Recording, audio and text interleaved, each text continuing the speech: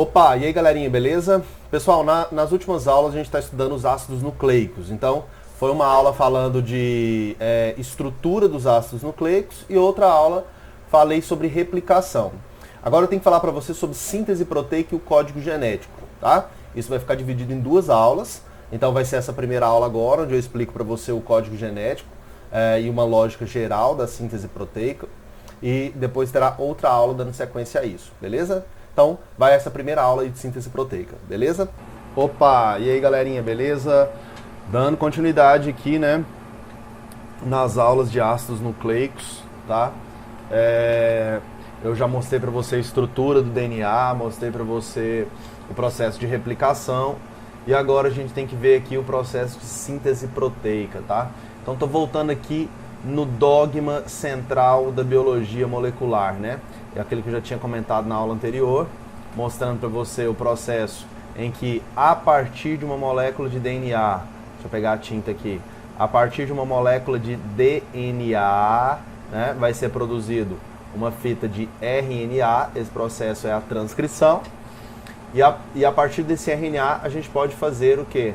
Proteínas, beleza? Então isso é o que nós chamamos aí de dogma da biologia molecular, né? Lógico, transcrição, tradução, também a replicação, que é o processo que nós vimos na aula passada ali, tá? Gente, é até legal a gente perceber o seguinte, quando a gente fala de replicação, existe uma molécula-chave no processo, que é aquela DNA polimerase, né? A enzima DNA polimerase é a enzima chave no processo de replicação do DNA, tá? No processo de transcrição, que é o que nós vamos ver agora, vai ter uma enzima que é a RNA polimerase. Então é uma classe de enzimas que faz RNA, beleza? E aqui na transcrição, RNA a partir de DNA. Depois nós vamos ver que ocorre o processo de tradução. O processo de tradução vai depender dos ribossomos, beleza, gente? Ribossomos e também das fitas de RNA transportador, tá? Então, eu quero que você lembre de ribossomo e RNA transportador fazendo o processo de tradução acontecer. Ou seja, produzir proteína a partir de um filamento molde de RNA mensageiro, né? E a transcrição, produzir RNA a partir de DNA com a enzima RNA polimerase. A replicação que eu já te mostrei, a enzima-chave no processo é a DNA polimerase, beleza? Vamos para frente. Olha aqui, esse processo aqui, gente, ó, aqui está até dizendo, é o processo de transcrição, tá? Então, processo de transcrição, nunca esqueça, transcrição representa um processo em que o DNA está servindo de molde para a produção de um RNA. Nessa imagem eu estou mostrando esse processo aqui de uma forma mais específica, né? Ó, aqui você está vendo a dupla fita de DNA, deixa eu pegar uma tinta de outra cor. Aqui você está vendo a dupla fita de DNA, né? Olha lá, ó, extremidade 5 linhas, extremidade 3 linhas, duas fitas. Aqui você percebe que elas se separam, né? Abre aqui uma espécie de bolha, né? Uma bolha de replicação, de transcrição, né? O que é essa bolha? São a separação das duas fitas. Então as duas fitas aqui elas se separam só nesse trecho, né, gente? Imagine que aqui vai ter a transcrição de um gene e posteriormente ali, o DNA continua íntegro. Então você tem que ter essa noção, né, que o DNA, ele quando vai sofrer transcrição para gerar RNA, essa transcrição só é feita num determinado segmento. Então imagina, você tem lá toda a molécula de DNA, né, fita dupla, beleza? Molécula de DNA ali, fita dupla. Um determinado trecho tem ali um gene e é só nesse gene que vai acontecer a transcrição. Então, vai acontecer a abertura da molécula, como você está vendo aqui, só nesse gene. Então, lá, abre a molécula ali, ó, tá vendo? Abre a molécula, ou seja, separa as duas fitas ali. Na medida que elas se separam, vou pegar outra cor para mostrar o RNA, ó. O RNA vai sendo produzido, ó, tá vendo? Ó? O RNA vai sendo produzido ali, usando uma daquelas fitas de DNA, gente, como molde, beleza? Então, uma das fitas de DNA ali vai servir como o molde, né? Então, o processo vai acontecendo, aquela bolha vai se deslocando, vamos colocar assim, tá? E enquanto esse processo está acontecendo, gente, a fita de RNA está sendo produzida, ó. Tá vendo? Essa fitinha verde seria o RNA mensageiro, né? E vermelho é o DNA, beleza? Então seria ali as fitas de DNA. Quando esse processo acabar, o que vai acontecer? A molécula de DNA volta para a sua condição normal, né? Volta para sua condição normal. E aquela fita de RNA, ela fica ali, ó. Ela fica ali pronta para ser traduzida, beleza?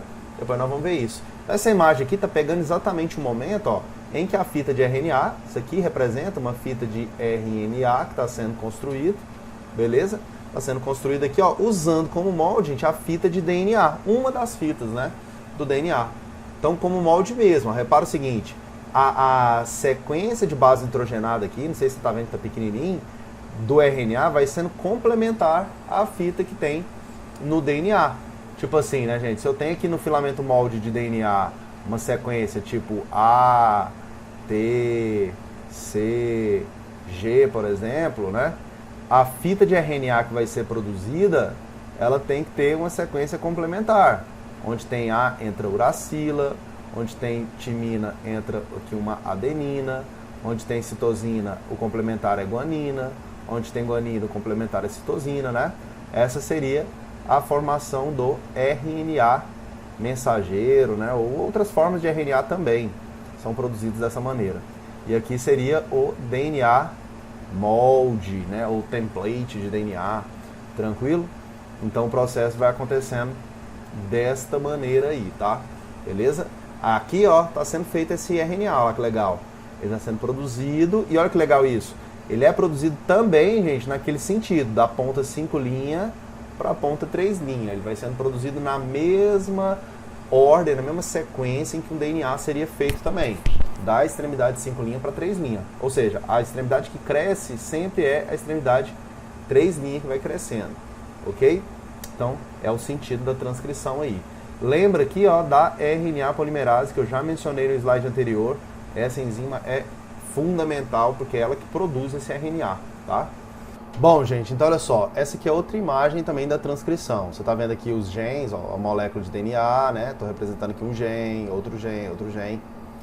E é o mesmo processo aqui de transcrição acontecendo. Então, a partir de uma molécula de DNA, né, vai ter uma fita, uma das duas fitas vai servir de fita molde, né, para a produção de um determinado RNA. Vou chamar aqui de RNA mensageiro, né? Esse processo é o que a gente chama de transcrição. Beleza? Transcrição. Depois, a partir desse RNA mensageiro, vai ser produzido a proteína, que é o processo que nós chamamos de tradução. É o que está mostrando aqui, né? É o que está mostrando aqui. Ok? Bom, essa aqui então é a fita do DNA. Ó. Essa aqui em azul é a fita do DNA. Não sei se está dando para ver aí, mas aqui tem uma adenina, uma citosina, citosina, adenina, adenina, adenina, citosina, citosina, guanina e assim vai. A fita de RNA que vai ser produzida aqui, ó, que está em laranja, ela vai ser produzida de forma complementar. Então, onde tinha adenina na fita molde de DNA, vai entrar uma uracila no RNA. Onde tinha citosina no DNA, entra guanina, guanina, uracila, uracila, uracila, guanina, tá vendo? Ó? De modo que a fita de RNA mensageira aqui que está sendo produzido é complementar à fita de DNA molde que serviu aqui como orientador, né, para a produção desse RNA mensageiro. De modo, gente, que esse RNA mensageiro, ele é complementar, esse RNA mensageiro é complementar à fita de DNA molde, beleza? E aí, esse RNA mensageiro, que foi feito aqui nesse processo de transcrição, ele vai servir como o orientador para a produção de proteínas, peptídeos, né, que serão produzidos aí nas células, ok? Que é o processo de tradução. Então, existe aqui a transcrição e a tradução. Para a gente entender a tradução, que é essa produção do peptídeo a partir do RNA, gente, nós vamos ter que entender o que é o código genético, tá? Olha, ou seja, a tradução começa acontecendo assim, ó. Vou te mostrar aqui, você vai entender o tanto que isso é interessante, ó. Essa trinca, cada trinca aqui de base nitrogenada, eu vou chamar de códon, beleza? Códon. Deixa eu fazer essa imagem aqui do lado para você entender isso melhor. Olha só, vou reproduzir aqui a fita de RNA, por exemplo, ali tinha A, C, A de novo, deixa eu estender um pouquinho, C, G, por exemplo. Isso aqui era o DNA molde, ou DNA template, né? Template de DNA. Isso vai direcionar a produção do RNA, como a gente viu, que vai ser complementar. Então, A ficou aqui U, G, U, G, C, por exemplo. Ou seja, esse RNA foi produzido de forma complementar ao DNA, né? Vou chamar aqui de RNA mensageiro, ele vai ser traduzido. Agora, olha que interessante. Como que ele é traduzido, gente? Ele é traduzido assim. Na verdade, a unidade aqui de informação, vamos colocar dessa maneira, é o códon, né? Então, o códon é uma trinca de base nitrogenada. Isso representa o que eu chamo de códon 1. Códon 1, primeiro códon aqui que nós estamos representando. Aqui, a segunda trinca seria o códon 2, né? Aqui seria o códon 3 e assim sucessivamente, beleza? Então, olha que interessante, né? O códon 1, ele vai indicar qual será o primeiro aminoácido, né? O aminoácido 1. O códon 2 vai indicar qual será o aminoácido 2. O códon 3 vai indicar qual será o aminoácido 3, né? Então eles vão se ligando aí e assim vai sendo determinada qual é a sequência de aminoácidos do peptídeo que está em construção, da proteína, do peptídeo que está em construção, beleza? E esse processo de construir esse peptídeo, essa proteína, a partir do RNA mensageiro, é o processo que nós chamamos de tradução. Então repare, gente, que existem códons, que na verdade são unidades que estão codificando aminoácidos, beleza? E é isso que nós entendemos como sendo o código genético, né? Repare que o código genético é um sistema de codificação aí entre os códons que aparecem no RNA e os peptídeos, né? Na verdade, os aminoácidos, né? Que irão aparecer no peptídeo que está em construção. Olha essa imagem. Essa imagem é exatamente o código genético. O código genético é isso aí, ó. Tá vendo? Eu posso falar que o código genético é um sistema de correspondência, beleza? Entre códons e aminoácidos. Tá certo, gente? O sistema de correspondência entre códons e aminoácidos. Tranquilo? Isso é muito interessante, né, gente? Você entende que o código genético, né, é como se fosse uma espécie de linguagem, né? É um código, o nome já está falando. É uma linguagem. Linguagem, a gente tem símbolos, né, correspondendo a coisas, vamos pensar assim, né? Aqui seria o quê? Seria códons correspondendo a aminoácidos, beleza? Agora, olha aqui os dados interessantes. Nós sabemos que todos os seres vivos, gente, utilizam 20 aminoácidos, tá? 20 aminoácidos para produzir todas as proteínas que são produzidas por aquele organismo, tá? 20 aminoácidos. E o código genético, gente, ele possui 64 códons, beleza? Ou seja, são 64 códons para codificar 20 aminoácidos, beleza? Lógico, né? Você está vendo que tem mais códons do que aminoácidos. Então a coisa, na verdade, vai ficar assim, ó. Desses 64 códons, tá? Desses 64 códons, existem 61 que são efetivamente codificantes. Ou seja, são aqueles que codificam aminoácidos, tá? Eles representam aminoácidos. E existem 3 que são os chamados códons de stop. Certo, gente? Esses códons de stop aqui, eles não codificam aminoácidos. Beleza? E o que eles representam? O que eles significam, né? Esses aqui vão sinalizar o fim da tradução. Então, eles representam o fim da tradução. Fim da tradução. Ou seja, quando eles forem identificados no processo de tradução, quer dizer que o processo de tradução acabou. Você vai entender isso melhor daqui a pouquinho. E é interessante, né, você que faz vestibulares aí diversos, né, algumas vezes, né, foi cobrado de você conhecer esses códons de stop aí de forma indireta na questão. Então, por exemplo, códons de stop são os códons UAA, opa, aqui ficou errado. É UAA, UAG e UGA, tá? Esses são os três códons de parada, beleza? Deixa eu apagar esse aqui. Os três códons de parada são esses aí, tá? UAA, UGA e UAG. Tranquilo? Apareceu esses três códons, qualquer um deles, o processo de tradução acabou, tá? Então, isso faz com o seguinte, olha que interessante a informação, né?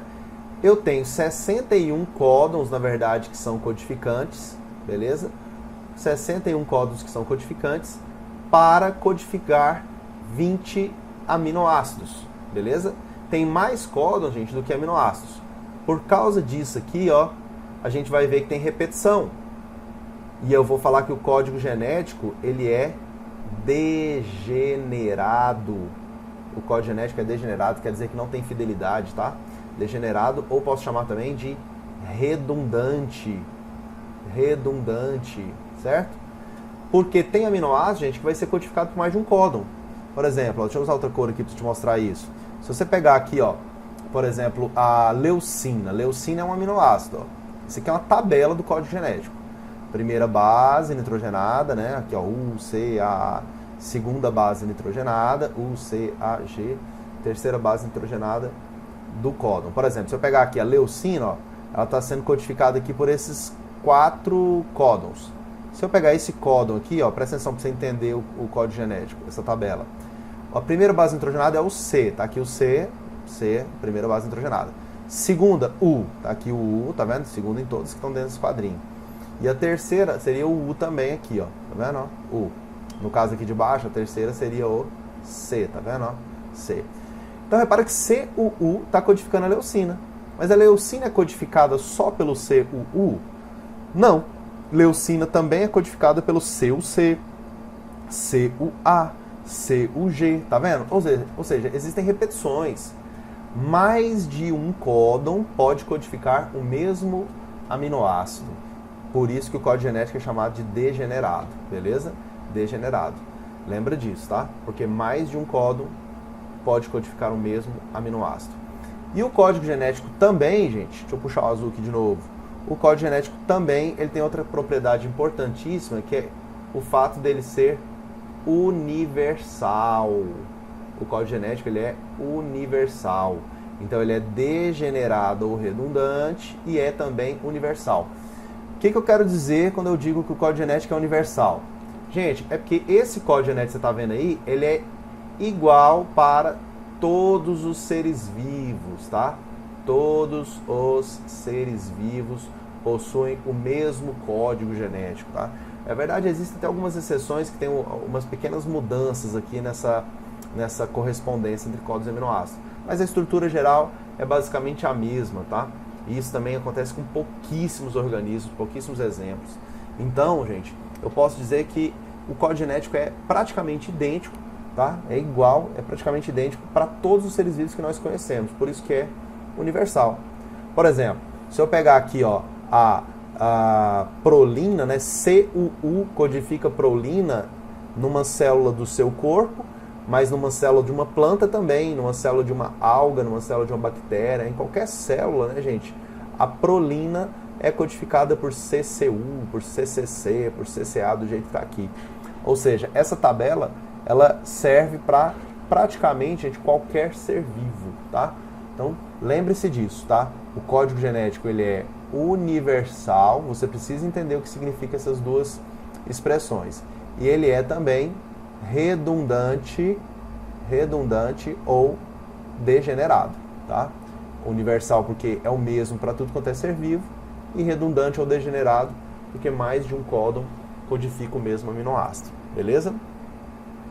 Tem um detalhe que é importante você saber aqui, tá, gente? Que é o seguinte, o fato do código genético ser universal, ele está diretamente ligado, gente, com a evidência, né? Ele é uma evidência da origem comum dos seres vivos, beleza?